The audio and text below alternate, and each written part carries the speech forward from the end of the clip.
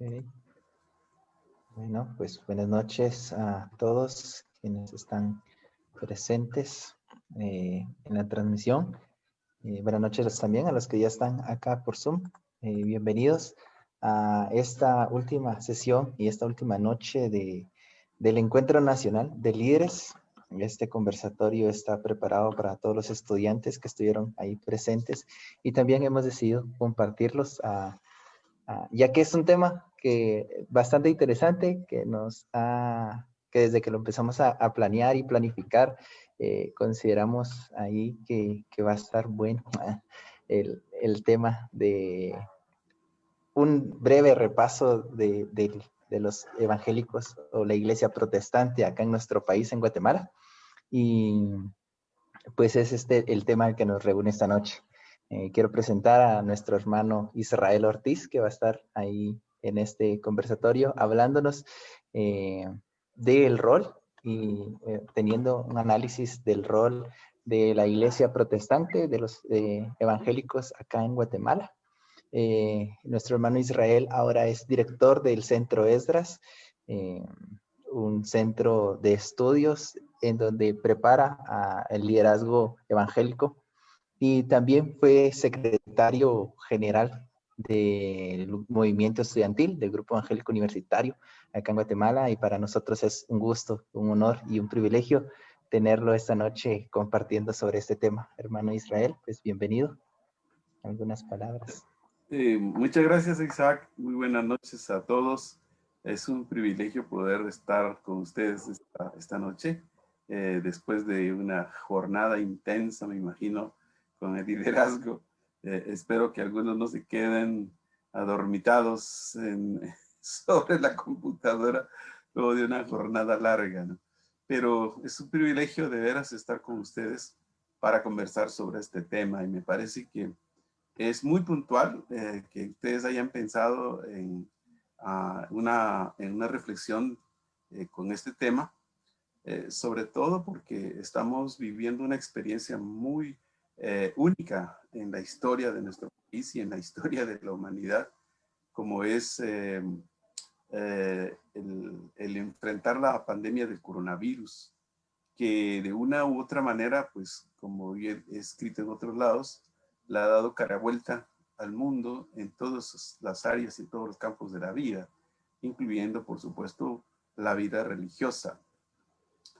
Y digo que es importante porque, de alguna manera, el COVID ha puesto sobre la mesa realmente lo que somos, cómo somos y qué hacemos, ¿no?, como iglesia.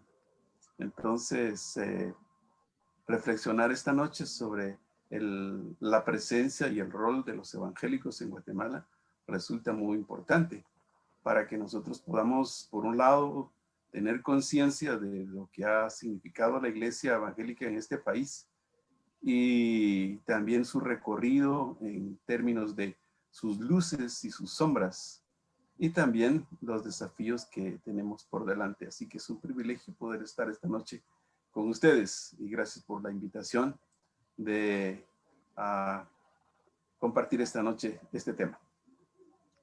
Gracias, hermano Irra. Y pues, sin más preámbulo, poder comenzar con este conversatorio, poder preguntar respecto a cuál era el contexto de Guatemala, de donde emergió este tema del protestantismo aquí en nuestro país. No sé si nos pudiera platicar un poco.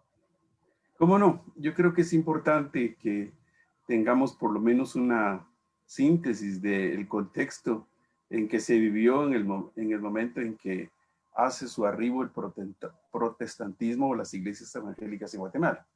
Y para eso, pues, vale la pena hacer un resumen digamos, de lo que significaba en ese momento el liberalismo. Como ustedes sabrán, en la historia habían dos partidos en Guatemala, los liberales y los conservadores.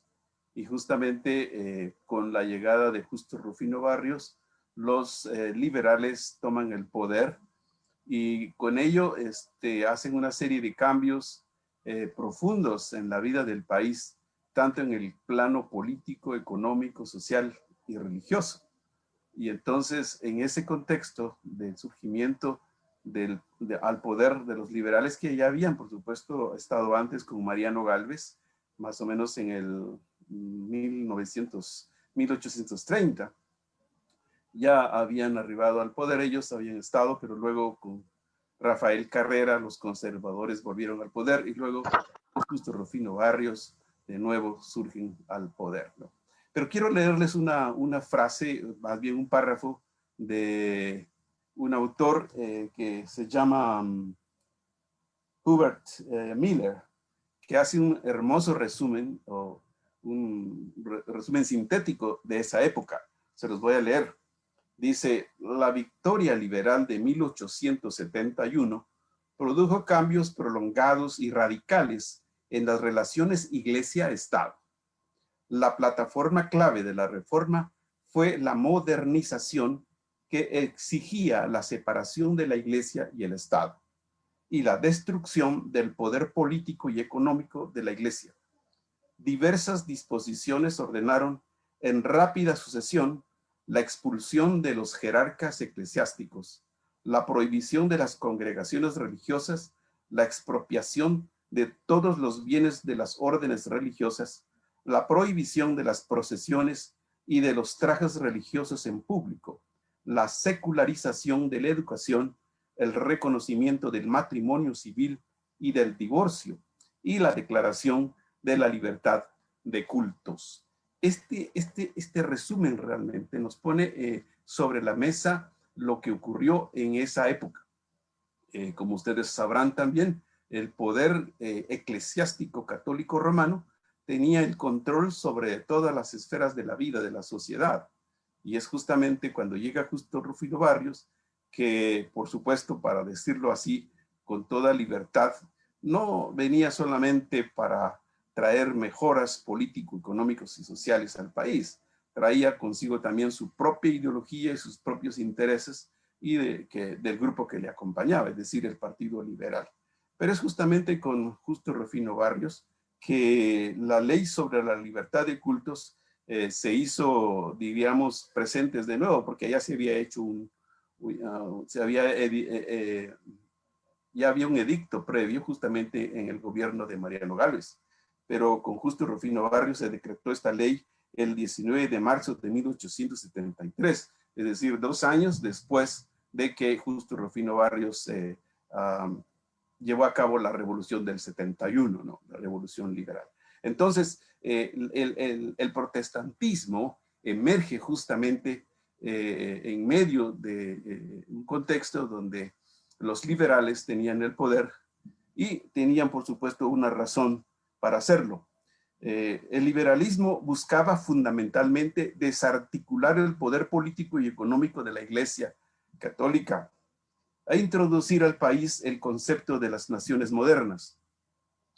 Para este caso, el presidente Justo Rufino Barrios y los liberales, incluidos de las ideas libertarias y del progreso económico, asumieron que las misiones protestantes, óiganlo bien, las misiones protestantes eran el vehículo ideológico perfecto para el mejoramiento de la nación. No solo traían estas capital y personal extranjero, sino que también promovían por su propia cuenta y esfuerzo las mismas actitudes y valores que habían colocado a sus propios pueblos a la vanguardia del desarrollo evolutivo. Así que encontraron en el protestantismo un aliado estratégico. Es decir, tenemos que decirlo desde el comienzo, que que Justo Rufino Barrios no trajo al protestantismo porque le caían bien los evangélicos o porque creía que el evangelio era para él. No, realmente en la historia se sabe que él creía que el protestantismo era un buen aliado estratégico para introducir los cambios, las modernizaciones, el sentido de progreso que él veía en países especialmente como los Estados Unidos.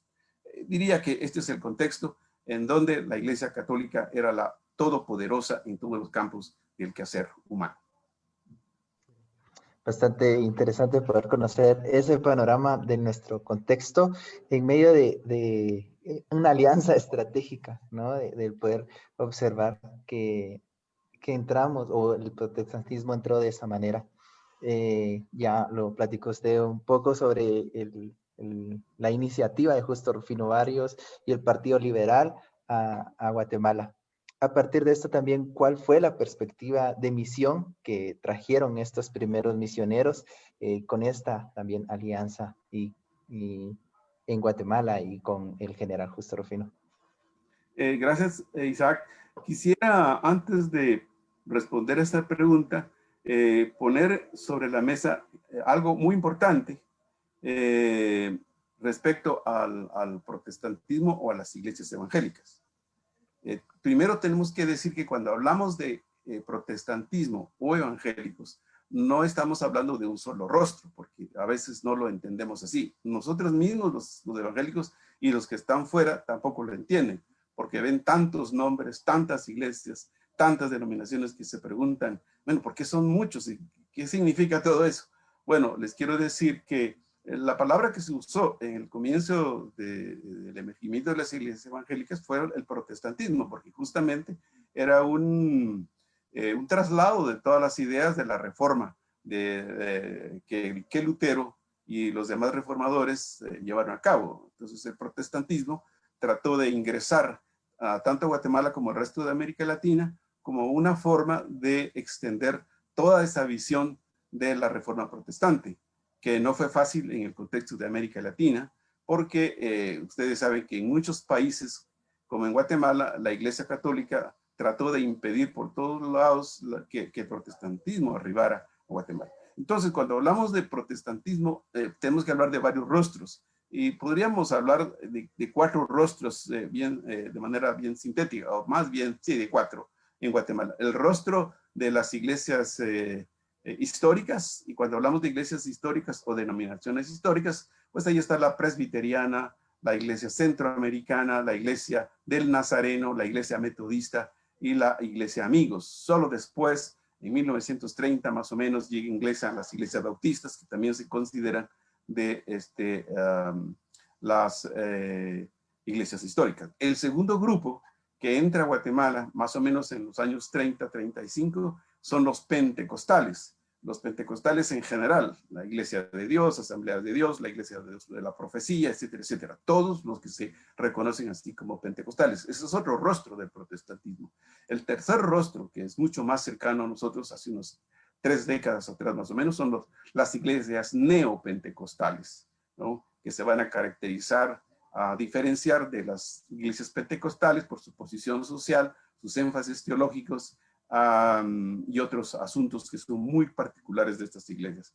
Y el cuarto grupo es que se les llama las iglesias independientes o las iglesias emergentes en el contexto de los Estados Unidos. Entonces, estos 4 rostros representan un mismo feudo, si se puede decir así, los evangélicos o el protestantismo en Guatemala.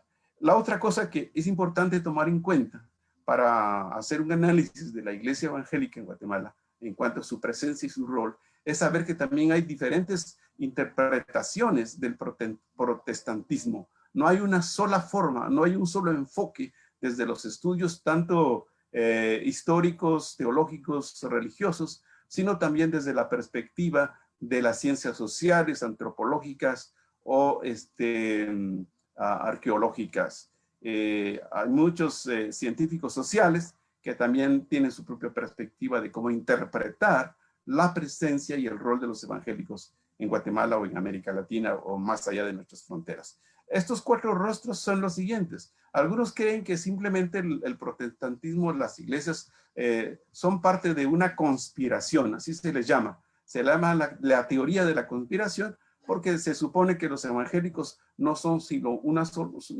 solo, sino una punta de lanza del imperialismo norteamericano para poder socavar el poder, la influencia y el lugar de la Iglesia Católica. Y eso, pues, ellos lo han escrito en varios documentos, y uno de estos es el famoso carta pastoral que escribió el finado Próspero Penaos del Barrio, que fue cardenal de la Iglesia Católica hace unos 3 décadas atrás, donde se nos decía que los evangélicos éramos simplemente sectas fundamentalistas, no se nos reconocía como iglesias, sino simplemente como iglesias. Bueno, ni siquiera se nos reconoció como lo hizo Pablo VI en el Vaticano II en 1969, donde se dijo que nosotros los protestantes no éramos sectas, sino no éramos hermanos, pero tal vez éramos primos, ¿no? Entonces, algunos pensan que realmente el protestantismo no es solamente una punta de lanza del imperialismo norteamericano. Pero otros dicen que realmente el protestantismo tiene un rol, o es un rol democratizador. Es decir, que sus ideas, sus prácticas, sus propuestas tienen que ver con ese proceso de encontrar un camino hacia la democracia con todos sus elementos económicos, políticos y de acción civil, ¿no? Hay varios autores que tienen toda esta propuesta. Ahora no tenemos tiempo para hacer esto, pero ese es otro enfoque. Y un tercer enfoque es lo que algunos llaman el evangelicalismo como religiosidad popular. Es decir, que dicen, bueno, realmente el rol y la presencia de los evangélicos no es sino otro grupo religioso que se ha expandido por todo Guatemala y por toda América Latina, ¿no? Un autor muy crítico de los evangélicos, Jean-Pierre Bastian, dice que realmente los evangélicos son una nueva agrupación solamente que sin sacerdotes, ¿no? Sacerdotes católicos.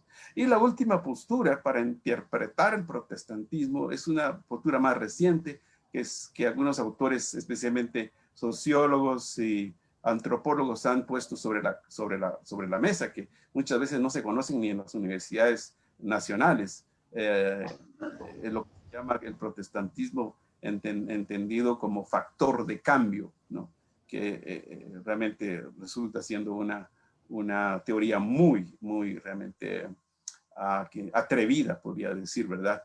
Porque la práctica nos muestra que realmente no estamos siendo un factor de cambio en el contexto de las estructuras sociopolíticas de nuestros países, no solamente en Guatemala, sino en el resto de América Latina.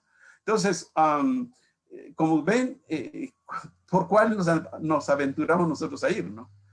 Yo les voy a hablar básicamente del segundo, y es que creo que la Iglesia Evangélica ha sido un factor que ha sido positivo en el caminar de la modernidad, que ahora ya no se habla mucho porque estamos en lo que se llama la posmodernidad, y algunos dicen que ya no estamos en la posmodernidad, estamos en lo que se llama la modernidad líquida, hablando de Bauman, en una sociedad muy distinta que ha quitado fronteras y límites en el mundo actual, ¿no? Pero ahora regresemos a tu pregunta, ¿no? ¿Cómo fue la presencia y la participación de los evangélicos en Guatemala a su llegada en 1871? Voy a hacer un poco de historia sencilla. Es que realmente los misioneros evangélicos no llegaron a Guatemala por su propia cuenta. Realmente cuando Justo Rufino Barrios se dio cuenta que los protestantes podrían ser un aliado estratégico para poderle quitar fuerza a la Iglesia Católica, por un lado, y por otro lado, para poder aprender de sus ideas vanguardistas en cuanto al progreso.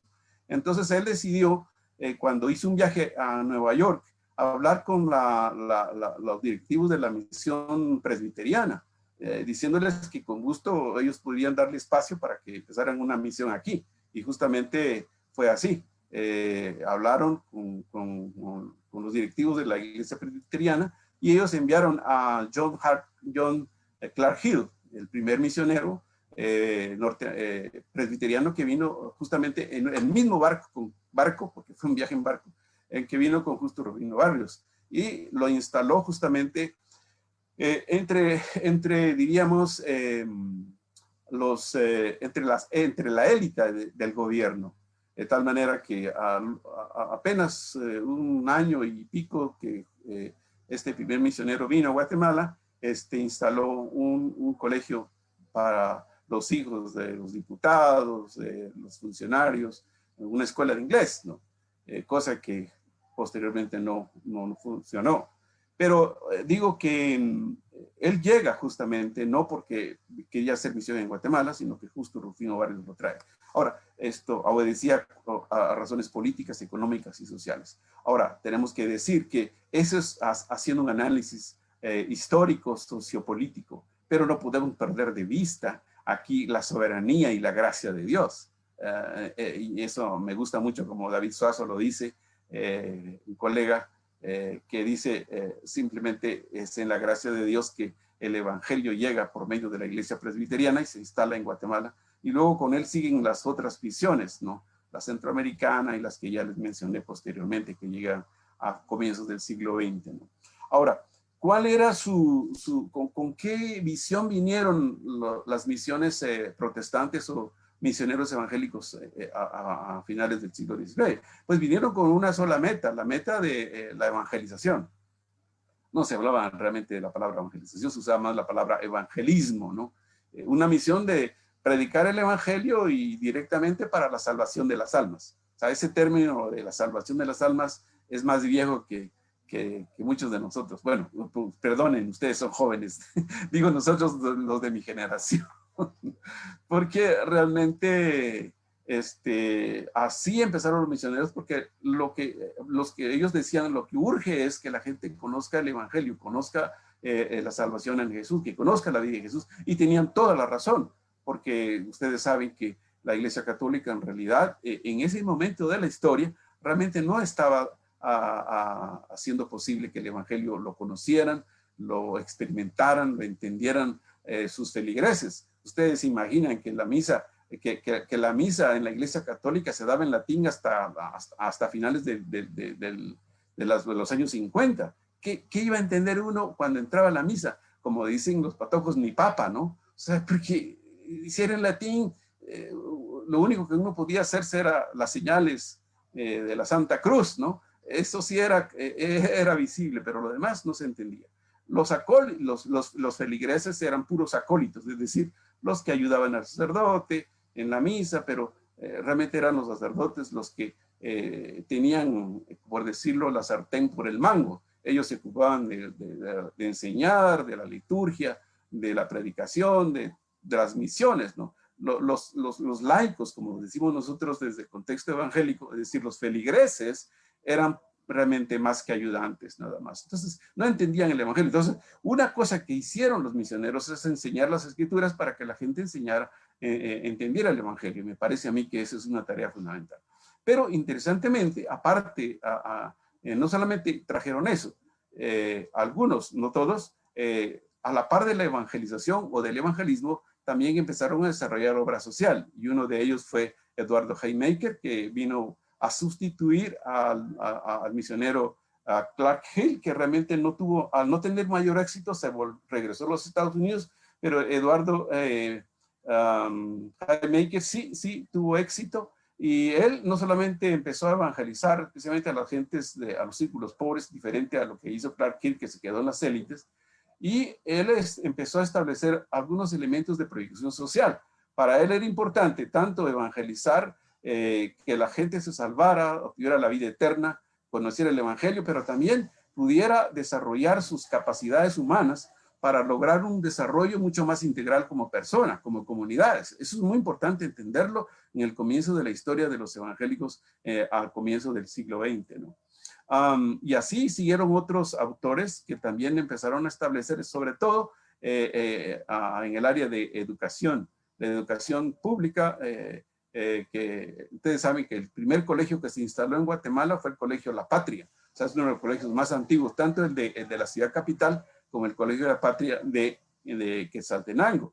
Luego siguieron colegios muy importantes como el Colegio Utatlán en Equiché con los metodistas, el Colegio Amigos en Chiquimula, porque ellos creían que a la par de la evangelización, el evangelismo, había que buscar el desarrollo social. Claro, su visión era muy distinta a la que nosotros tenemos hoy, porque muchos autores decían, bueno, vamos a tener que civilizar a estos, ¿no? De alguna manera un poco irónico, más bien, no irónico, sino, ¿qué les dijera yo? Nos desestimando. Porque decían, bueno, estos son unos, ¿qué? Como diríamos, incivilizados, ahora los vamos a civilizar. Esa era la mentalidad de muchos misioneros al comienzo, ¿no? Por lo tanto, es que muchas cosas que eran muy propias de nuestra realidad guatemalteca, especialmente en el contexto de las comunidades indígenas, tuvieron que arrinconarlas o tirarlas al bote de la basura porque eso no coincidían con toda la forma de pensar de los misioneros protestantes que vinieron. Y aquí voy a sacar ya una primera lección. Ustedes saben que, bueno, mejor lo voy a decir después. Entonces, los dos énfasis, para ponerlo así de manera bien sencilla, Isaac, es que se ocuparon del evangelismo, que era la prioridad, pero también se ocuparon de la tarea social. Ahora, lo que sí es importante entender es que en realidad ellos entendieron, los misioneros entendían que la conversión cristiana no solamente era una conversión religiosa. Les voy a leer un párrafo interesante que escribe el doctor Míguez Bonino, que por cierto les recomiendo su libro, Rostros del Protestantismo, de José Míguez Bonino. Búsquenlo en la librería. Todo estudiante universitario debe leer este libro. Todo cristiano, todo pastor, todo líder laico debe leer este libro. Los Rostros del Protestantismo en América Latina. El autor, el doctor José Míguez Bonino, que tuve el privilegio de conocerlo. Él es argentino, ya está con el Señor. En el año 2000 yo tuve el privilegio de dirigir el cuarto Congreso Latinoamericano de Evangelización de CLADE, y ahí estuvo el doctor Míguez y yo dirigí un panel con él, y él decía así respecto a cómo entendían la conversión los primeros misioneros a principios del siglo XX. Oigan, dice: el evangelio trajo a los convertidos una nueva perspectiva de la vida. Por ejemplo, la conversión personal, basado en el encuentro personal con Jesucristo, proveyó al converso una nueva perspectiva de su persona y una nueva vida. Este encuentro eliminó las mediaciones del catolicismo, le ayudó a subordinar los eventos naturales a lo sobrenatural y le proveyó una ética y moralidad. En segundo lugar, la obtención de una nueva doctrina le permitió criticar la religión muerta del catolicismo romano y rechazar sus enseñanzas, tradiciones y prácticas. Y en tercer lugar, esta conversión lo vuelca contra el orden señorial, social y económico tradicional. Bonino anota que esta nueva experiencia significó la liberación de una estructura socio-religiosa feudal y obsoleta. Miren qué interesante análisis que hace Míguez Bonino. O sea, la conversión no debería solamente ser es como comprar un boleto para ir al cielo, es como la mayoría de autores lo entienden, ¿no? O de pastores, quiero decir. No, el protestantismo es una nueva forma de ver el mundo, de ver el matrimonio, de ver la vida, de ver la realidad, que realmente nos provoca una nueva manera de pensar, ¿no? A partir de la cosmovisión bíblica, por supuesto. No hablamos de una tradición evangélica determinada, no. Hay que regresar a la cosmovisión bíblica, y esa cosmovisión bíblica realmente nos ayuda a interpretar la persona, la iglesia, el mundo y la misma creación. Entonces, creo que esto podría decir, Isaac, hablando de los dos énfasis que trajeron los misioneros en los primeros años. Muchas gracias, hermano Isra. Y resumiendo, pues, encontramos que hubieron dos perspectivas, ¿no? Una de hacer misión desde las comunidades pobres, dando una misión, como hoy podemos encontrar o saber, una misión integral, y alguna evangelización también desde las élites del país de Guatemala, o de las personas que estaban a cargo de Guatemala, ¿no? Gracias también por la breve reseña de los colegios que también eran parte de esa misión, de esa evangelización que en ese tiempo los primeros misioneros querían dar también a conocer de una forma integral la evangelización, la educación y también la construcción, pienso, ¿no? De una vida digna hacia todo aquel que empieza a observar o a escuchar, ¿no? De este evangelio de las voces, tal vez desde la iglesia protestante o la iglesia evangélica. Esto lo podemos encontrar desde esta época en donde encontramos esta introducción de los gobiernos liberales a partir de Justo Rufino Barrios y la integración desde una forma estratégica, qué participación ya del protestante en Guatemala, ¿no? Eso, vemos esta unión estratégica que el Partido Liberal en 1871, lo menciona nuestro hermano Isra, traía como bandera también y integrando personas al poder, bueno, más que al poder, a la lucha de este poder en Guatemala. Pasando a una época y a una parte de la historia de Guatemala, como es la Revolución de Octubre y el primer gobierno revolucionario. También quisiéramos conocer un poco, hermano Isra, como cuál fue la reacción de los evangélicos luego de este poder de Justo Rufino Barrios y toda esta parte del Partido Liberal al poder. ¿Cuál fue la reacción de los evangélicos años después respecto a esta época, ¿no? De la revolución y el gobierno de Arbenz y todo? Muy bien, antes de entrar a esta etapa, solo quiero resumir algo que no podemos perder de vista. Si ciertamente estos primeros misioneros que trajeron al Evangelio traían la evangelización como su meta principal y a la par de eso podrían hacer obra social, les quiero decir que en los años 1910 a 1920 hubo un retroceso muy importante. Eso se debió al surgimiento de lo que se llama el fundamentalismo en los Estados Unidos. Esta palabra, este grupo de los fundamentalistas en los Estados Unidos, hablando de los evangélicos, surgió como resultado a una reacción a los liberales de Europa. Los evangélicos liberales en Europa empezaron a hablar de un lenguaje distinto de cómo hacer que el evangelio fuese comprendido en la área científica, en las universidades, en el campo académico, etc. Y entonces muchos de ellos empezaron a hacer ciertas concesiones, dejando la Biblia más bien como un libro de literatura universal, por ejemplo. Entre otras cosas, no subrayaban tanto los milagros, el nacimiento incluso de Jesús. Decían que, bueno, sí, es cierto, pero realmente algunos pusieron en tela de duda que fuese, por ejemplo, una acción milagrosa. Por otro lado, este grupo de los Estados Unidos no enfatizó ya, tenían solamente como meta la transformación social de la sociedad y perdieron de vista el enfoque, el énfasis misionero de cómo alcanzar a otros con el evangelio de Jesucristo. Entonces los evangélicos en los Estados Unidos reaccionaron y dijeron, bueno, miren, no podemos seguir así, vamos a cortar todo lo que tenga que ver con obra social. Y los misioneros que ingresaron después de 1920 hasta más o menos en los años 60, cortaron todo lo social. Incluso los misioneros, por supuesto, por ser extranjeros, no participaban en política, y eso fue entendido por nuestros pastores, líderes, que los evangélicos no se ocupan de la política. Ustedes saben que los evangélicos dicen que la política es sucia, es corrupta y que es pecado participar en política. Eso se decía hace muchos años atrás, ¿no? Pero en segundo lugar, un error que cometieron los misioneros en América Latina fue que trajeron el evangelio, pero junto al evangelio trajeron todo su bagaje cultural. Es decir, en una palabra bien sencilla, trajeron el evangelio como enmacetado. Es decir, con todo su bagaje cultural, costumbres, ideas, tradiciones y su propia interpretación del evangelio.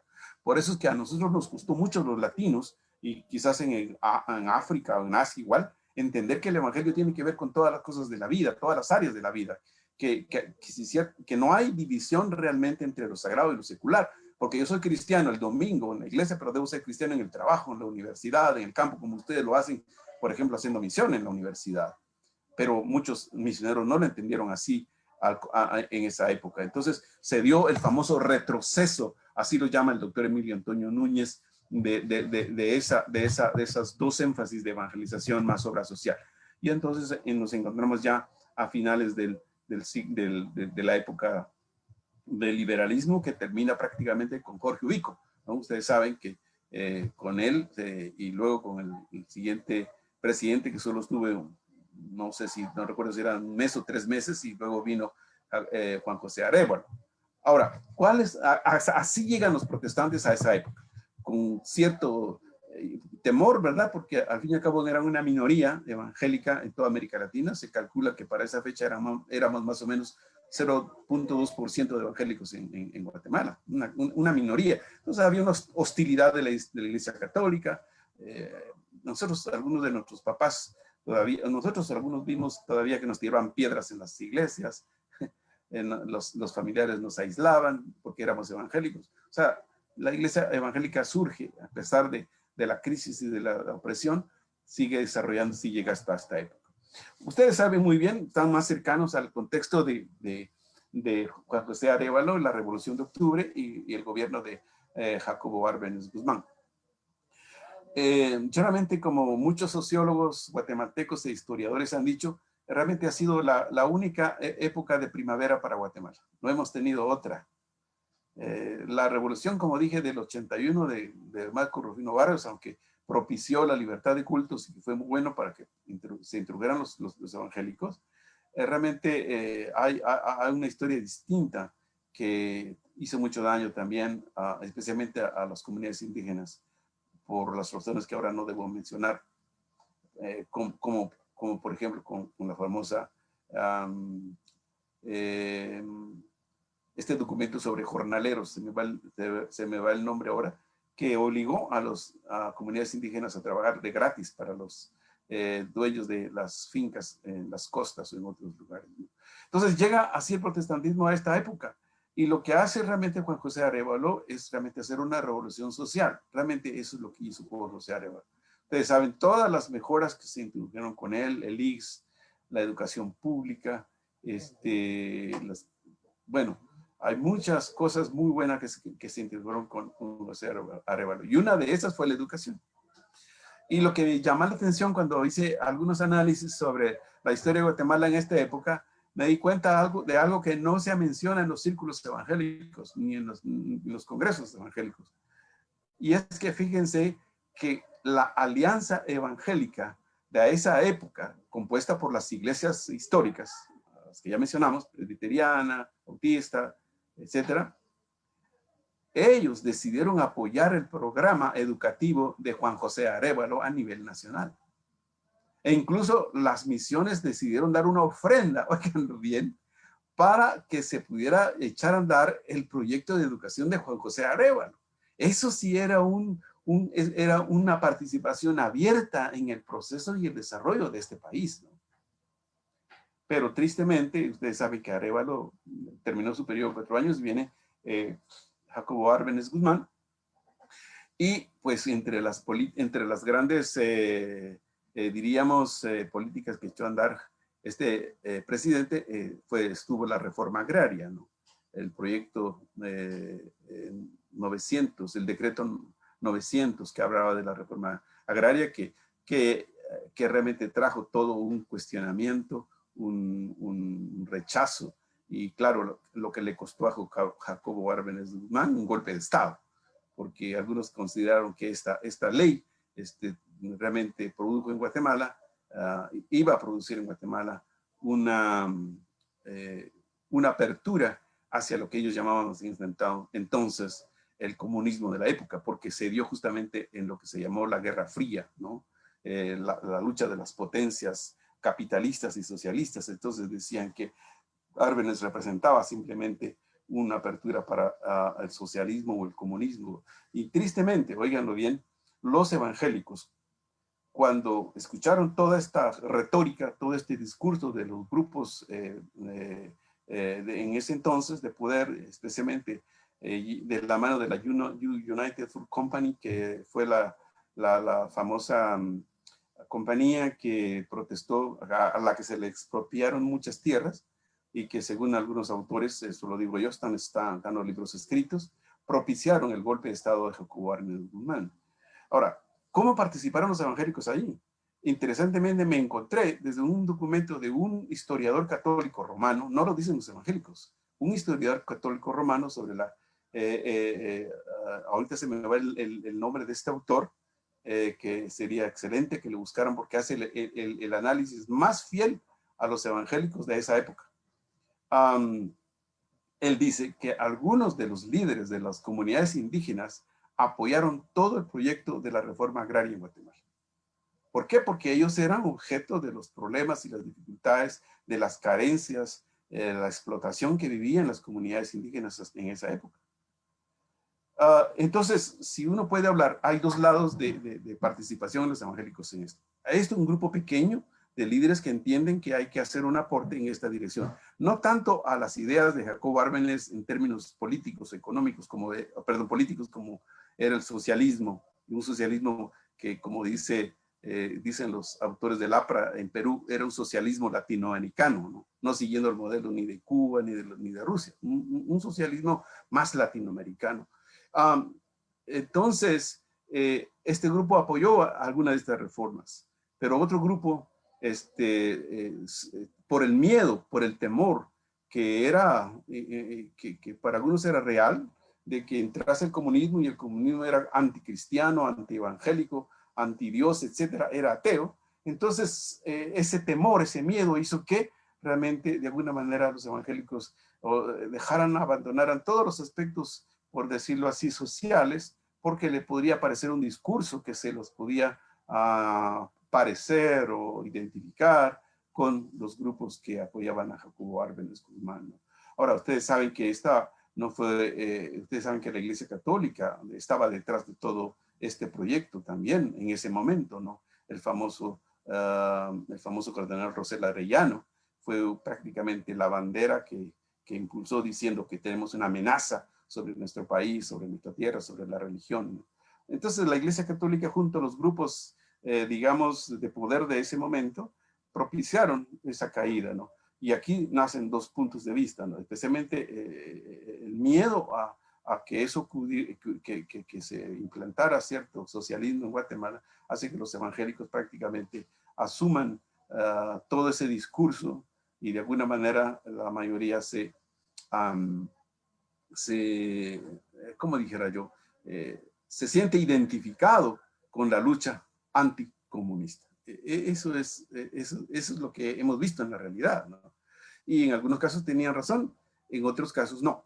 O sea, la historia muestra que realmente no se dio lo que se debió haber dado en términos de cómo se pensaba que sería. Gracias, hermano, por este panorama un poco también general desde la época de Justo Rufino Barrios, la intromisión de la iglesia, y pues ahora estamos en la parte de cómo participó y escuchamos un poco de cómo participó la iglesia evangélica con estas reformas que traía, pues comenzando con José Arevalo Bermejo y también en la parte del gobierno de Jacobo Arbenz Guzmán. Gracias por su aportación, hermano Israel. Y pues también para los que están ahí conectados, si ustedes también quisieran alguna pregunta o tienen alguna pregunta sobre lo que estamos hablando, poder comentarlo o poder ponerlo ahí en el chat, los que estamos acá en Zoom.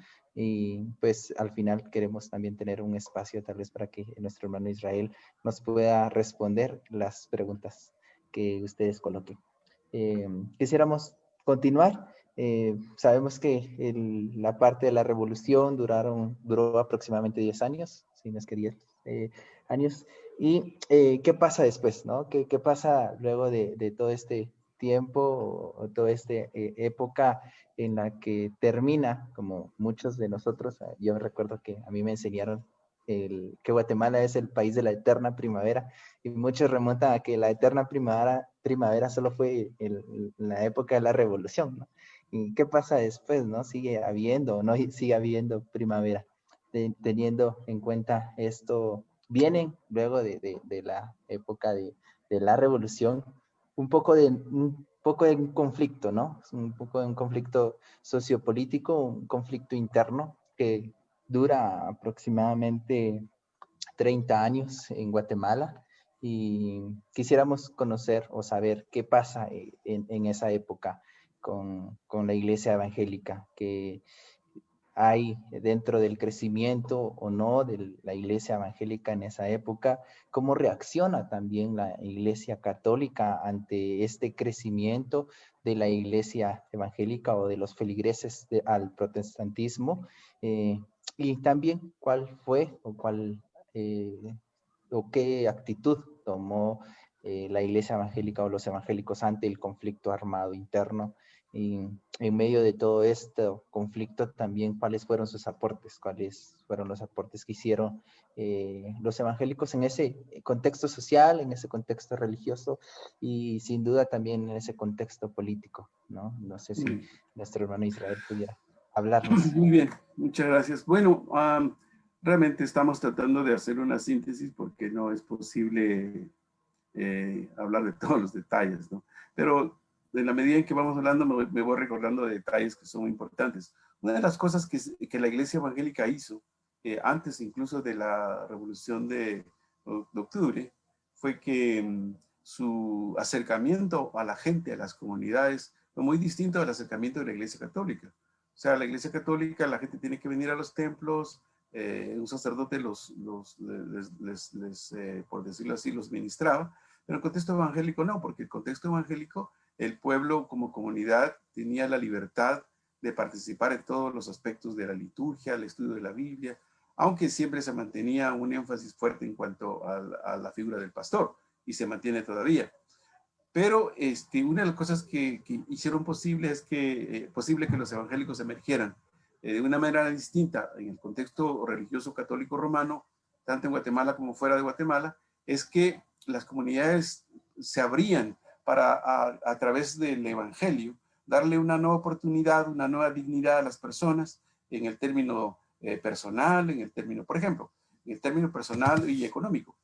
Muchas familias en el contexto rural y en el contexto urbano, voy a hablar del contexto rural, muchos no creyentes eran borrachos en su vida pasada, irresponsables como padres, golpeaban a su mujer, perdían un trabajo, empezaban otro, pero cuando se convirtieron al evangelio, perdón, y antes de esto también, según Virginia Carrat Burnett, una historiadora que ha hecho un excelente trabajo, se lo recomiendo también, su libro se llama Protestantismo en Guatemala, la Nueva Jerusalén, Virginia Carrat Burnett.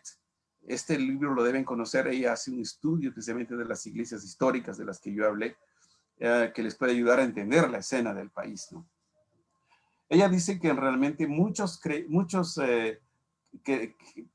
personas que se convirtieron a la fe cristiana, a la fe evangélica, eran miembros, por ejemplo, de las famosas cofradías. Y entonces, como miembros de las iglesias cofradías, tenían que invertir mucho dinero en los gastos de la cofradía. Cuando habían las fiestas, hacían grandes fiestas, quedaban endeudados. Y eso no ayudaba a su economía. Y por supuesto, eran presas de toda una serie de ritos, expresiones religiosas que no les ayudaban a crecer como personas y como familia, y no eran padres responsables, por ejemplo. Yo solo puedo decir como un testimonio de mi propia familia. Yo tengo una historia donde sé de dónde vengo y de dónde el Señor me sacó. Realmente el evangelio, oigan lo que estoy hablando, el evangelio tiene un poder transformador, como dice el apóstol Pablo, porque el evangelio es poder de Dios, ¿no?, para la salvación de judíos y también de los gentiles, los no, griegos y no griegos. Ahora, ese evangelio que se predicó de manera sencilla trajo una transformación a muchas familias. Los padres que eran borrachos ya no eran borrachos. Los padres que golpeaban a los esposos que golpeaban a las mujeres ya no los golpeaban. Padres irresponsables se volvieron padres trabajadores. Y empieza un nuevo proceso en sus vidas que realmente trajo transformación. Y uno lo puede ver cuando camina a los pueblos. Ustedes pueden caminar en las aldeas. Se van a encontrar así a familias, a personas que realmente el evangelio transformó. Y este es un aporte de la iglesia evangélica. No lo podemos perder de vista, porque realmente muchos tienen una historia que pueden contar, decir, a nosotros nos transformó el evangelio.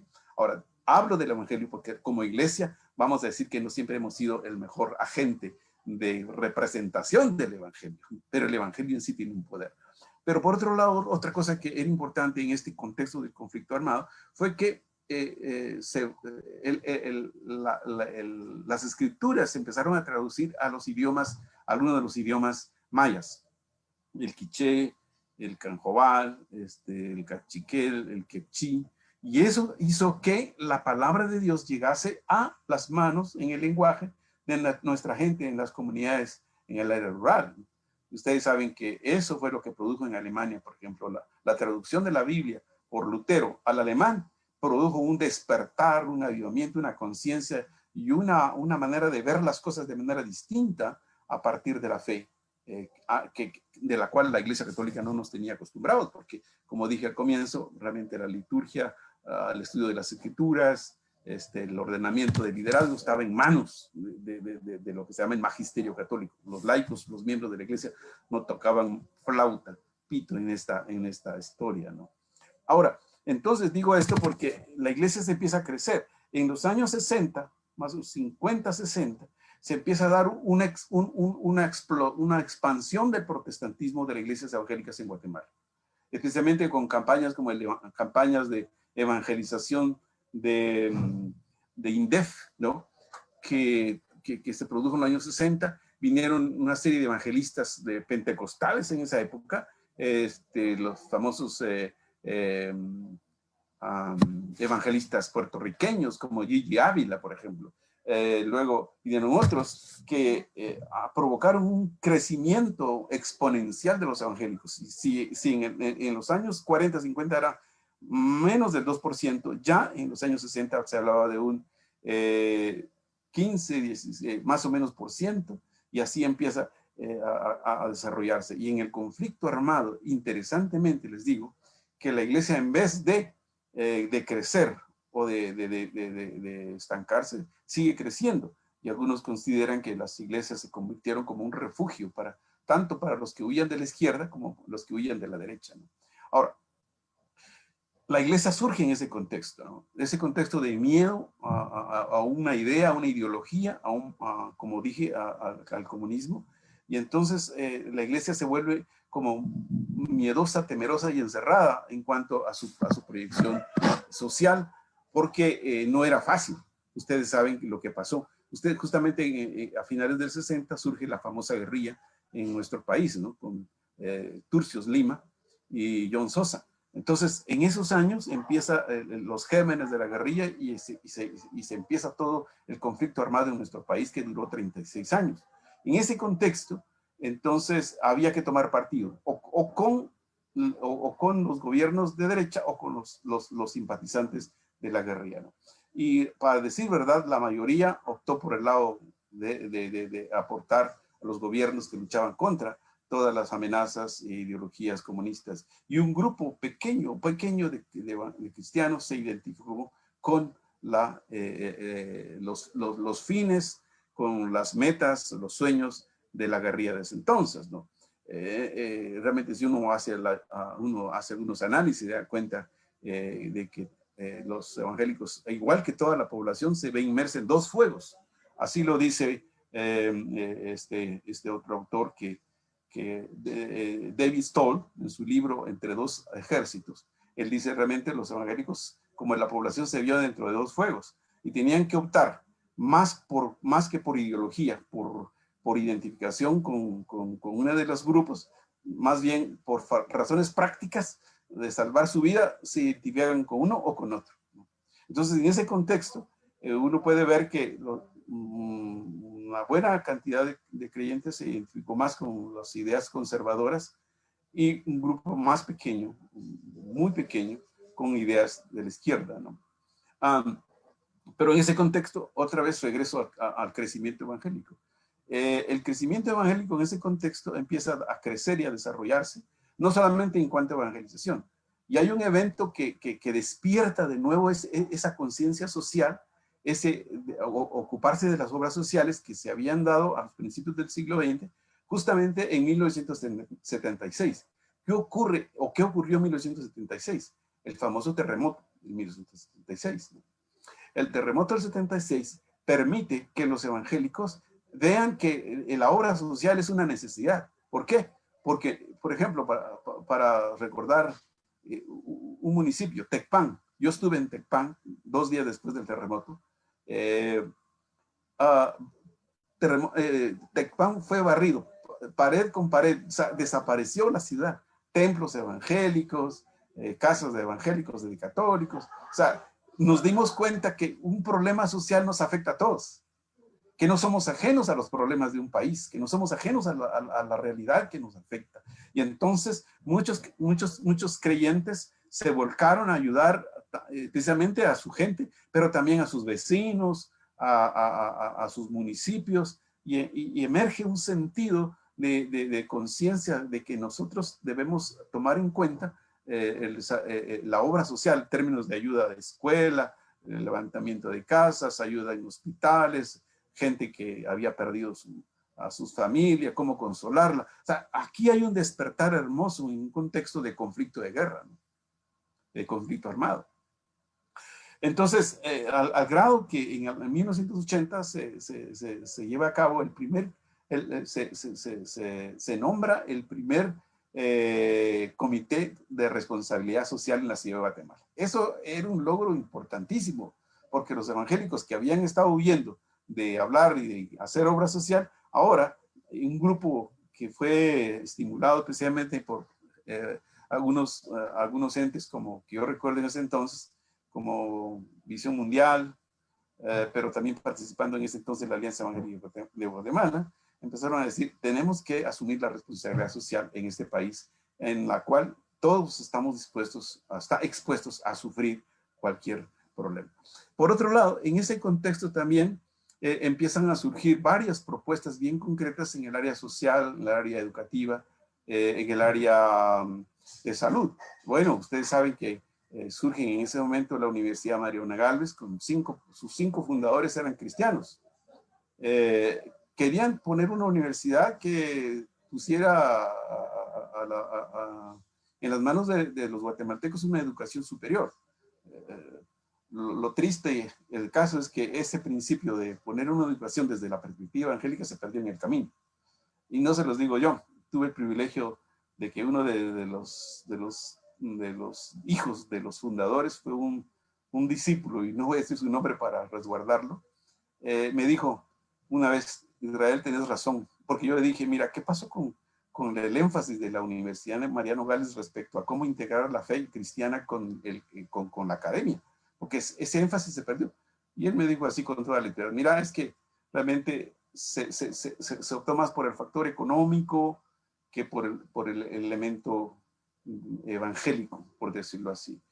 Ellos están luchando ahora, por ejemplo, de hacer un vínculo con los principios cristianos, proveyendo un curso importante que les dan como un ¿cómo se dice? Propedéutico. Así se dice, ¿verdad? Propedéutico. Propedéutico es la palabra, sí. Es decir, y eso está bien, pero quiero decir lo que surge como una posibilidad de estudio. Surge una serie de colegios, se estimulan algunos hospitales, surgen algunos ministerios para ayudar a viudas, a algunas comunidades pobres. O sea, hay un emergimiento de obra social independientemente si se cree o no se cree. Es interesante ver que muchas veces hay iglesias que hacen cosas sin tener una teología, sin tener una conciencia clara de lo que hay que hacer. Simplemente que la necesidad, como dicen en buen chapín, tiene cara de chucho. Es decir, la necesidad está ahí, hay algo que hacer, ¿no? Y así lo han hecho muchos creyentes. Hay una necesidad y hay que hacer algo, y eso está bueno. Por otro lado, en este contexto, quiero decirles que en el conflicto armado de desgaste, se empieza a hablar del proceso de paz. Y entonces, yo estuve en los comienzos de los años, más o menos en los 90, déjenme ver, sí, más o menos en los 90, a mí me llamaron como asesor, como uno de los asesores de la Alianza Evangélica de ese entonces.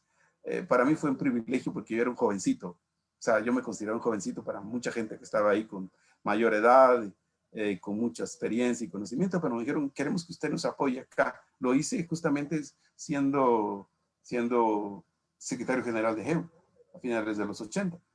Y ahí se decía, ¿qué vamos a hacer frente al proceso de la guerra? Entonces ya habían participado varias expresiones de la sociedad civil, y luego la Iglesia Católica, y luego la Alianza Evangélica decidió, sí, vamos a enviar a un observador para las pláticas en el proceso de paz. Y justamente un colega fue nombrado para acompañar a las conversaciones, que es entre todas las conversaciones, es unas conversaciones en Quito, Ecuador, para hablar de la pacificación del país. Eso me parece importante anotarlo porque es parte de la vida de una nación, en donde de veras se quiere hacer un aporte, en donde no se toma partido por un partido político, por un líder político, sino se toma partido por una causa.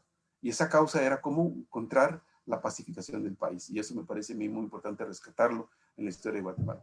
Claro, quiero decirles que la mayoría de iglesias hasta este momento no ha incluido la responsabilidad social como parte de su misión. Yo les animaría a ustedes, todos los que están aquí, que son líderes o los que nos están escuchando, que miren su declaración de fe. Y miren si hay en su declaración de fe o confesión de fe, como le dicen otros, si hay algún artículo donde dice la obra social es parte de la misión de la iglesia. No lo van a encontrar. Yo hice un análisis hace poco, estamos haciendo un análisis en Centro Esdras. Les comparto que el año entrante vamos a sacar, si Dios lo permite, el primer análisis del impacto social de los evangélicos en Guatemala. Un estudio de tipo cualitativo y cuantitativo que hicimos en el país y que el año entrante esperamos en el Señor compartirlo con el liderazgo. Nos damos cuenta que la mayoría todavía de iglesias no tienen una conciencia clara de la responsabilidad social. Ahora, eso no quiere decir, como dije, que no hagan nada. Muchos lo hacen sin saber qué se llama responsabilidad social. Entonces, por otro lado, en este contexto, como dije, ya están las iglesias históricas, ya están las iglesias pentecostales presentes, que hacen un aporte importante en la formación de comunidades que le devuelven la dignidad a las personas y les ayudan a encontrarse con Dios y eso renueva su visión de la vida, su visión de la familia, su visión de su responsabilidad como trabajador. Luego viene entonces, a finales de los 70 justamente, un nuevo grupo, las iglesias neopentecostales. Las iglesias neopentecostales nacen en ese contexto, ¿no? Y lo interesante de las iglesias neopentecostales, que realmente se van a diferenciar en los comienzos de las iglesias pentecostales clásicas, en que se ubican más entre la clase media y otras en la clase media alta, ¿no? Y sus intereses entonces son muy distintos a los intereses de las iglesias pentecostales clásicas, porque se situaron especialmente entre las iglesias de clase obrera y clase pobre. Pero las iglesias neopentecostales, como ustedes han visto, se colocan, se instalan más bien entre la clase media y clase alta. Entonces, para un neopentecostal, realmente participar de la política no era un pecado, no es necesariamente un pecado o era prohibido. Simplemente como ellos se convirtieron al evangelio como profesionales, como empresarios, dijeron, bueno, si esto es parte de nuestra vida, lo vamos a hacer. Y eso ocurrió con Ríos Montt, por ejemplo. Ustedes saben Ríos Montt, que es el primer presidente evangélico en 1982. Él se convierte en la Iglesia Verbo y en la Iglesia Verbo le dicen, bueno, si tú eres cristiano, tienes que participar en todas las áreas de la vida. Claro, él no empezó la política, no empezó la política estando en la Iglesia Verbo. Ustedes saben que él fue candidato a presidente de la democracia cristiana y se sabe que la democracia cristiana ganó las elecciones de esa época, 1976, pero que no se lo reconocieron, ¿no? Él salió como embajador para España y ahí se desapareció de la escena política. Entonces, cuando él se convierte y lo invitan a ser parte del famoso triunvirato que gobernaba Guatemala, él simplemente dice, sí, lo voy a hacer porque eso es parte de mi quehacer. O sea, y el problema está cuando lo que nosotros hacemos no integra la cosmovisión bíblica. No se trata solamente de meterse en la política, la economía, la academia o los negocios, donde quiera que sea, sino estamos preparados con una cosmovisión bíblica que nos ayuda a tener, por ejemplo, una visión de lo que significa ser política, de lo que significa el poder, de lo que significa el liderazgo, ¿no? Cuando no tenemos esa integración, entonces sucede lo que ha sucedido en Guatemala. Yo les digo así, desde ya, en este contexto, donde ya estamos, ya aquí me pasé a la cuarta, Isaac, la etapa de lo que llama el despertar democrático, donde realmente vemos el emergimiento de iglesias que ya el porcentaje ha crecido, ya pasamos del 15 al 24% de evangélicos en el 2003, según la CEPAL con S, no con C, Servicio Evangelizador para América Latina, hizo un estudio sobre cuál era el estado de la iglesia evangélica y decíamos, a los años 2003 éramos el 25.3%, ¿no?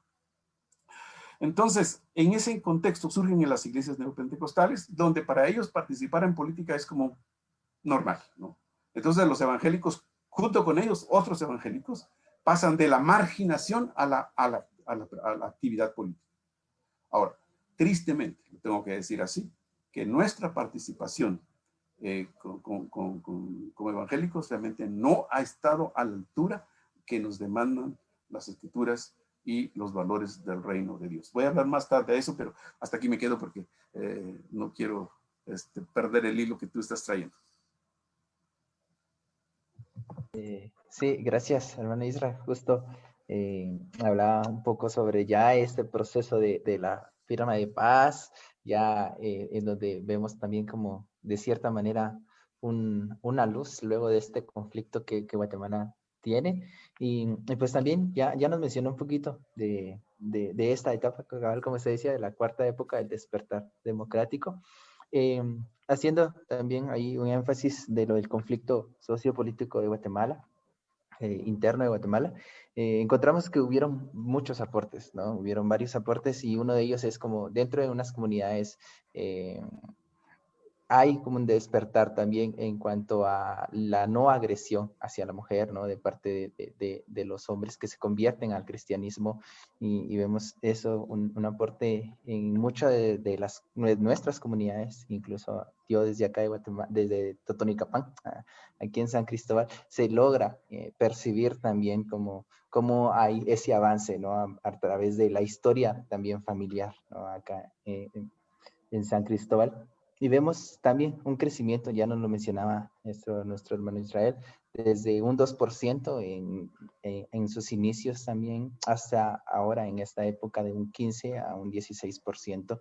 Y ya también nos decía un poco, dentro de este despertar democrático, ya a partir de los procesos de firma de paz, con un aproximado, ¿no? De 20-25%, ¿no? Y pues a partir de esto, en este proceso de paz o en este despertar democrático, como usted lo ha llamado, ¿qué pasó con el crecimiento evangélico en este proceso? ¿Qué hay, no? ¿Qué nuevas iglesias de pronto también surgieron? Ya nos mencionó un poco sobre el neopentecostalismo y qué participación también, tal vez un poco más a profundidad, sobre los evangélicos en este proceso. Muy bien.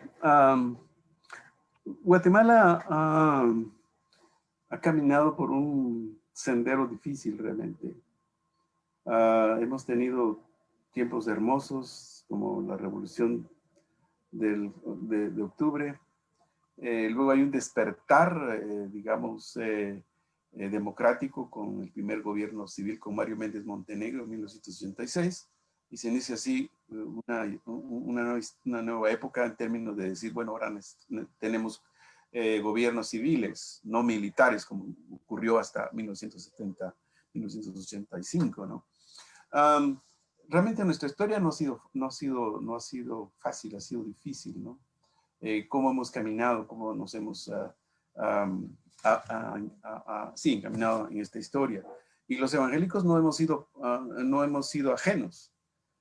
Que no estemos involucrados, que no estemos conscientes y que no estemos participando de la realidad social como debiera, esa es otra cosa. Pero no hemos sido ajenos. Nosotros somos parte de este país, parte de esta nación.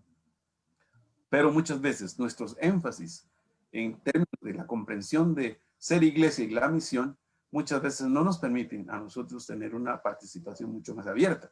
Justamente como ocurrió, por ejemplo, en las ciudades en Europa. Tengo que hacer esa comparación aquí porque los evangélicos no estamos inventando la agua azucarada en términos de cómo vamos a desarrollarnos o involucrarnos en la sociedad. Estamos de ejemplos de las sociedades europeas, las sociedades de los Estados Unidos, donde muchos cristianos, al entender su fe, la integraron a su quehacer diario, a su quehacer de trabajo, de estudios, ¿no? No solamente en el hecho de que, muy bien, se reconocían evangélicos y en su trabajo evangelizaban, porque algunos evangélicos entienden que ser uno cristiano fiel es ir y compartir el evangelio a todo, hasta el jefe, ¿no? Pero no se trata de eso principalmente. Debemos hacerlo cuando la oportunidad y la persona se abra a hacerlo. O si no se abre, yo debo buscar la manera de hacer. Pero esa no es la demostración de que estoy integrando mi fe con la realidad. Eso es otra cosa, ¿no? Ahora, Digo esto porque en este contexto surgen nuevas iglesias, yo diría de los 80 para acá, las famosas iglesias independientes, ¿no? Y de las denominaciones históricas, pentecostales, y muchas de las iglesias ya neopentecostales empieza a haber una dispersión. Y el crecimiento llega, por supuesto, mucho más alto en los últimos años. El análisis que han hecho algunos no historiadores, pero algunos estudios, como la AFP, que es una agencia francesa muy reconocida en el mundo, subraya que en realidad ya, según decían algunos 3 años atrás, Guatemala ya no es más un país católico. ¿Por qué? Porque una de las estadísticas decían que nosotros los evangélicos somos el 47.5% de la población, y la Iglesia Católica es 47 puntos. Es decir, solamente hay como 3 puntos porcentuales de diferencia entre evangélicos y católicos. Eso se decía hace unos 3 años atrás, ¿no? Entonces tenemos en este país una población católico-romana evangélica. Si quiere decir a grosso modo, sin decir que si eso es verdad o no, 50-50. En este contexto, la Iglesia Evangélica muestra algunas dinámicas bien interesantes. Una de ellas es que más evangélicos se involucran en la política, no solamente, digamos, en la política como presidentes, diputados, no, hay alcaldes, hay síndicos que se empiezan a involucrar en la política, y eso es bueno. Hay algunos buenos ejemplos para decir que hay buenos testimonios de algunas personas que fueron fieles como cristianos, se volvieron síndicos, algunos alcaldes hicieron un buen trabajo, y eso pues es un testimonio del evangelio, un testimonio de los valores del reino. Pero hay otros que se involucraron que yo conozco, tengo en mis manos nombres, apellidos, que realmente, para decirlo en una sola palabra, no fueron responsables, no dieron buen testimonio como cristianos en la política, y se involucraron en los problemas de corrupción, incluso en el contexto sociopolítico, ¿no? Entonces, ese es en este campo político. En el campo social se ve interesantemente un crecimiento y una mayor conciencia para desarrollar proyectos en diferentes áreas. Han surgido aquí varios movimientos que realmente vale la pena subrayar, ¿no? Tanto a nivel de iglesias locales, algunas iglesias locales, tanto de las iglesias históricas, pentecostales, incluso de las neopentecostales, desarrollando proyectos de ayuda a las áreas rurales, a las comunidades indígenas, desarrollando ministerios entre niños, entre mujeres, entre familias, que de alguna manera han sido un aporte para el desarrollo y la formación de las familias, de las personas y de las familias y de comunidades en este país. Ahí está presente el evangelio, ¿no? Y también hay algunos movimientos que se generaron dentro del contexto evangélico. Les menciono, por ejemplo, que en la época de Riot Montt, cuando quiso aprobar el Código de la Niñez en ese entonces, y que en el código se decía que el Estado de alguna manera iba a hacerse cargo de la formación de los hijos, salta la Iglesia Católica y la Alianza Evangélica diciendo, no, el cuidado de los hijos le corresponde a los padres. Nos oponemos a ese Código de la Niñez. Eso fue interesante, porque es la primera vez en que católicos y evangélicos hacen causa común para un proyecto que, según ese momento, vulneraba el derecho de los padres para educar a sus hijos. Por otro lado, otros de los elementos que uno puede ver en el contexto evangélico, por ejemplo, es el surgimiento de movimientos que están tratando de hacer sinergia juntos, ¿no? Y uno de ellos, les voy a mencionar muy recientemente, es MOCBI, Movimiento Movimiento Cristiano contra la Violencia hacia la Niñez, MOCBI, ¿no? Que representaba no a iglesias, sino a entidades, a ONGs cristianas que están desarrollando un ministerio entre niños, ¿no? Pero eso invitó a varias organizaciones, incluyendo Centro Esdras. Nosotros participamos en la elaboración de varios de los folletos en el área bíblica, en el área de defensoría, en el área de qué hacer en asuntos concretos frente a la violencia. O sea, ese es un movimiento que se genera entre los evangélicos y que no se le da la debida, como dijera yo, publicidad en los medios de comunicación, ¿no? Pero eso está ocurriendo, gracias a Dios, que ya los cristianos, algunos círculos entre los cristianos están viendo que hay que aportar al desarrollo integral de este país, ¿no? Eso es un ejemplo muy importante que debemos subrayar. Ahora, por otro lado, diríamos que también uno se da cuenta que el crecimiento evangélico, lo voy a decir así, con mucha preocupación, que el crecimiento numérico no siempre es acompañado del crecimiento cualitativo. Fíjate lo que estoy diciendo, Isaac, que las iglesias no siempre han sido, el crecimiento numérico no ha sido acompañado de un crecimiento cualitativo, o sea, una vida de calidad. Lo cual nos hace preguntar, ¿los miembros de las iglesias realmente son discípulos de Jesús o prosélitos religiosos que consumen culto? De tal manera que un querido mentor personal decía, creo que los evangélicos pasamos de la misa católica a la misa evangélica. Y ahí se quedó todo. Eso es lo que hacemos. Y la pandemia nos está diciendo que muchos pastores están diciendo, volvamos a la iglesia. Pero volvamos a la iglesia quiere decir, volvamos al templo y volvamos al culto. Pero no necesariamente volvamos a involucrarnos en el mundo, en la misión en la cual Dios nos ha dejado para que hagamos misión, ¿no?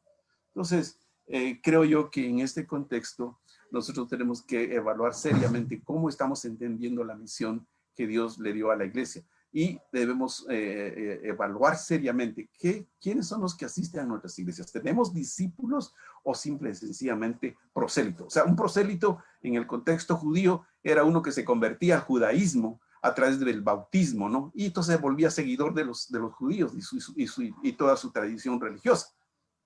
Y ellos los aceptaban en sus comunidades.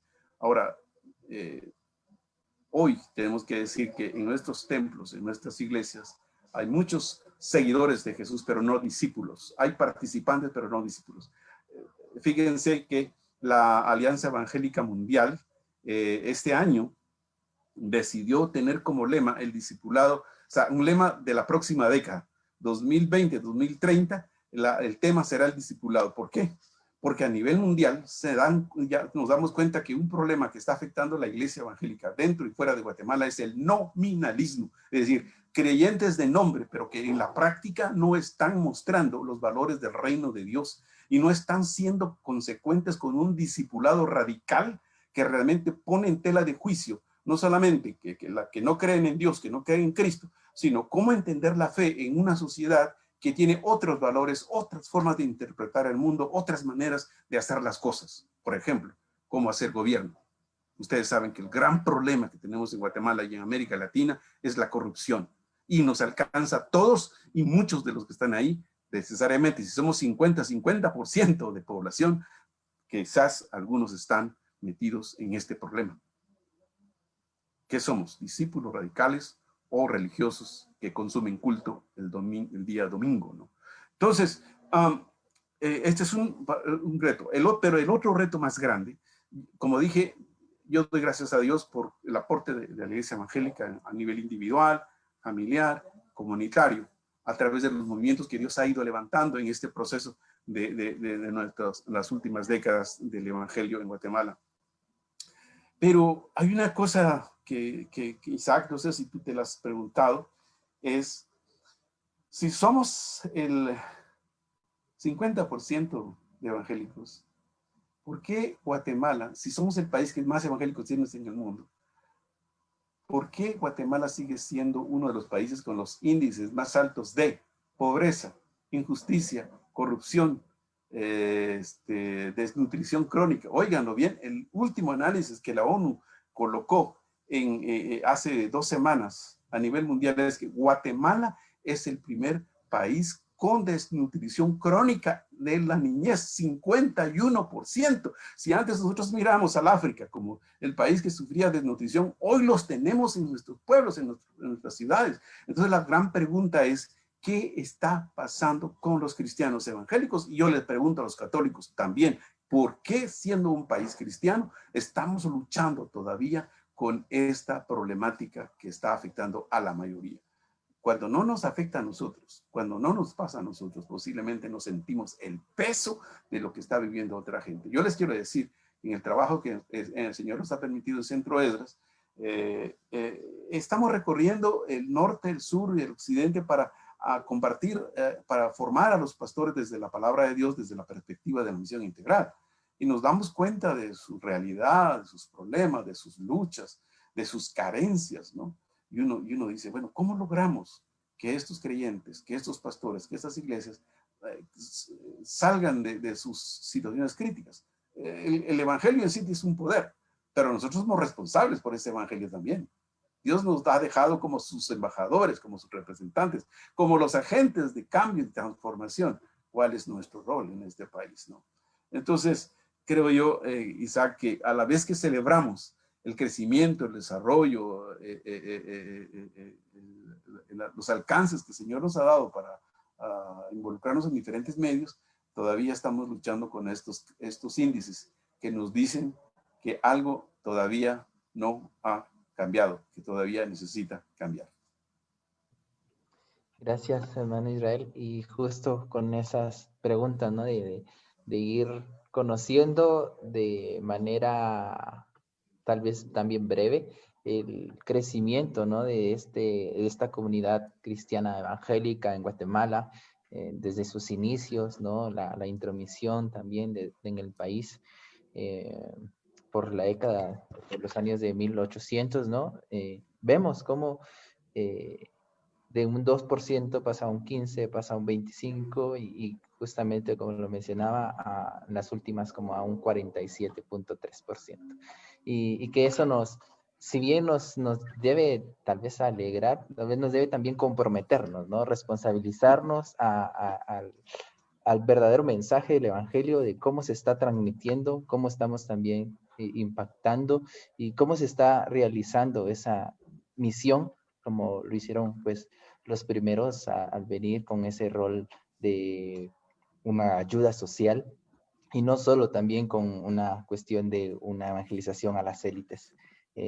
Con esto también quisiera saber ya desde esta época actual qué lecciones debemos tomar a raíz de este caminar histórico, qué tareas podemos tener pendientes los evangélicos, tanto como el grupo evangélico universitario trabajando en las universidades, con los estudiantes, pues algunos acá presentes, qué tareas pendientes tenemos a favor de esta transformación espiritual y social en los guatemaltecos.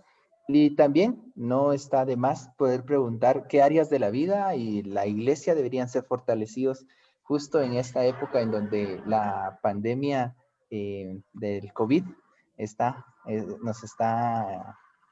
viviendo y qué implicaciones tiene para la iglesia y para el país en este tiempo. Muchas gracias, Isaac. Voy para no alargarnos, voy a leer lo que anoté, porque eso nos ayuda a concretizarlo. ¿Qué lecciones? Primero, el evangelio trae consigo un poder transformador tanto para la vida individual o social. Depende de los cristianos asumirlo o reducirlo a la esfera espiritual. 2. El protestantismo surgió por la gracia de Dios en el contexto del pluralismo de la época. La libertad de culto permitió que entrara el protestantismo. Una lección para nosotros. Fíjense que si no hubiera habido pluralismo ideológico y político en la época, en términos humanos no hubiéramos entrado nosotros, porque la iglesia romana hubiera sido siendo la iglesia oficial y no entra otra religión. Pero ahora los evangélicos queremos evitar el pluralismo a otros. ¿Se imaginan cómo la historia puede cambiar? Queremos que todos piensen como nosotros. Si yo les he dicho, y lo decía como secretario general en GEU, cuando hablaba con los estudiantes, les decía, mira, cuando ellos dicen, ustedes nos imponen a nosotros los cristianos sus ideas y sus costumbres y sus tradiciones. Y yo les decía, no, el evangelio no se impone, el evangelio se propone. Óiganlo bien, que eso se les grabe en la mente. El evangelio se propone, no se impone. Jesús no lo hizo, no se lo impuso a nadie, se lo expuso. Si lo quería tomar, lo tomaba, y si no, lo dejaba. Yo creo que eso es una lección muy importante. Dios permitió que el pluralismo en el contexto del gobierno liberal entráramos a esta historia. Nosotros no tenemos por qué tener temor de que entren otros escenarios. ¿Por qué? Porque el evangelio tiene poder por sí mismo. No lo vamos a defender nosotros. El evangelio tiene un poder. El reino de Dios tiene su propio poder y su propia dinámica. Nosotros necesitamos ser fieles a este evangelio y hacer que otros lo comprendan y lo entiendan, tal y como es. en forma integral y no en una forma reducida, que es lo espiritual. También limitar la misión de la iglesia a la salvación del alma, limita el enfoque del evangelio y reduce nuestra proyección a la comunidad para afectarla con el evangelio. El evangelio ha venido para traer salvación integral. A Dios le importa tanto nuestra reconciliación con Dios, nuestra reconciliación con el prójimo, nuestra reconciliación con nosotros mismos y la reconciliación con la creación. Si ese evangelio no nos rescata de estas cuatro formas, no es el evangelio de las Escrituras. El dilema de solo evangelizar no coincide con la misión de Jesús, quien no tuvo este dilema: evangelizar o hacer obra social. Jesús hizo ambas cosas. Algunas veces empezó predicando el evangelio del reino, otras veces empezó sanando su día y terminó evangelizando. No tenía ese dilema. Por otro lado, algunos acontecimientos como el terremoto del 76 trajeron un despertar en la conciencia y participación social de los evangélicos. No actuemos solamente por reacción, porque los evangélicos somos muy reaccionarios. Sucede algo, entonces empezamos a reaccionar. Seamos nosotros proactivos en la historia de nuestra nación. Y ustedes como profesionales, ustedes han dado muchos ejemplos. Yo doy gracias a Dios por la comunidad internacional de estudiantes evangélicos. Conozco muchos colegas, muchos discípulos alrededor de Centroamérica y México, que hoy están dirigiendo instituciones muy importantes, tanto en el mundo cristiano como en el mundo seglar, si podemos decir así. Asumieron un desafío. Sueñen, anhelen ser agentes del reino y de transformación. En el caminar de la iglesia, los evangélicos se definieron apolíticos, pero en la práctica se alinearon con gobiernos conservadores. No hay ese término apolítico, porque uno dice, no soy político, pero apoyo directa o indirectamente a este grupo, a esta ideología, y entonces resultamos siendo muy políticos.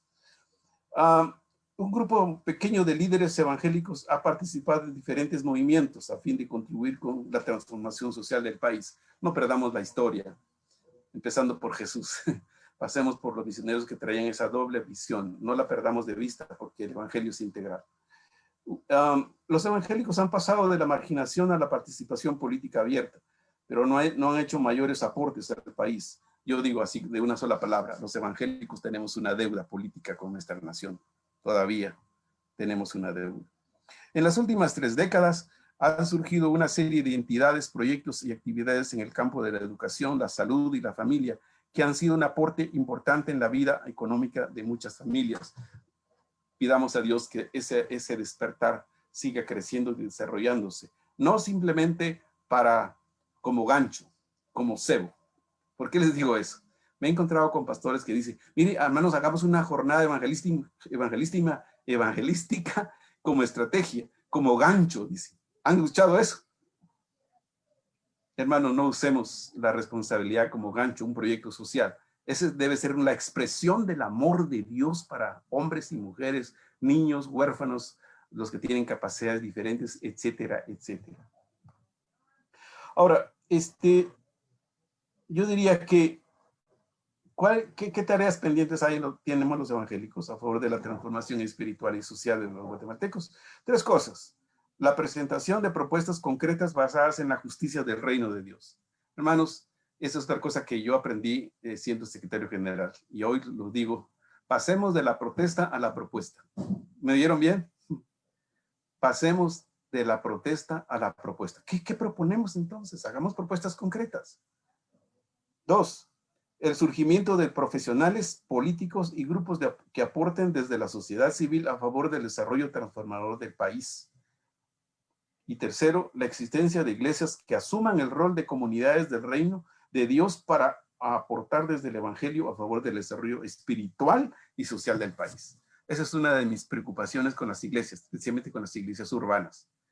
Ustedes no me dejarán mentir, que muchos cristianos van, por ejemplo, si estamos en la ciudad de Guatemala, vienen a una iglesia en la zona 12, pero unos son de la zona 5, otros son de la zona 6, unos son de Villanueva, otros son de Misco.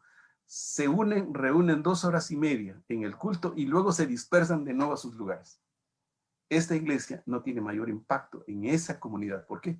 Porque no ha tomado en serio cómo insertarse en el contexto de su barrio, de su comunidad, para impactarla con el evangelio. Salen a hacer evangelio, a hacer misiones hasta a otra ciudad, a otro país, pero su comunidad no tiene mucho impacto. Y sí, ¿qué áreas deben ser fortalecidas?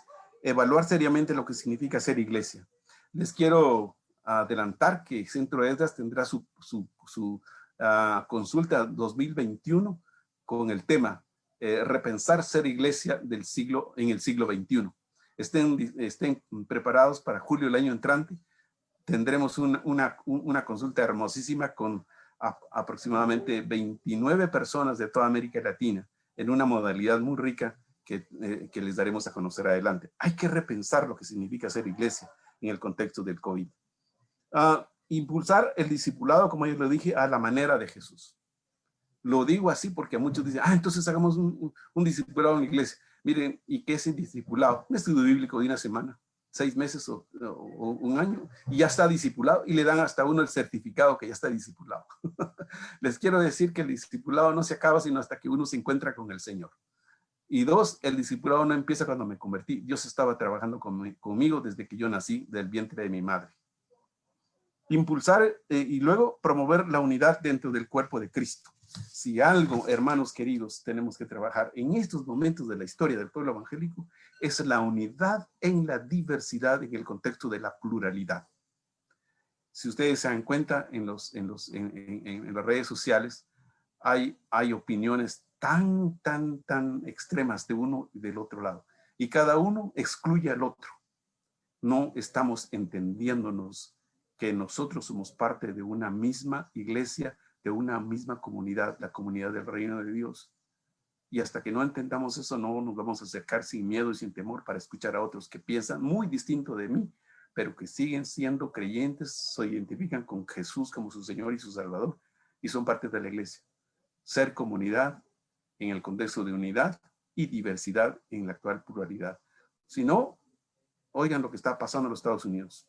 Se preguntan cómo se rechaza uno del otro en un contexto ideológico y político, y que muchas veces puede predominar mucho más que nuestra propia identidad y valores cristianos. Eso es todo.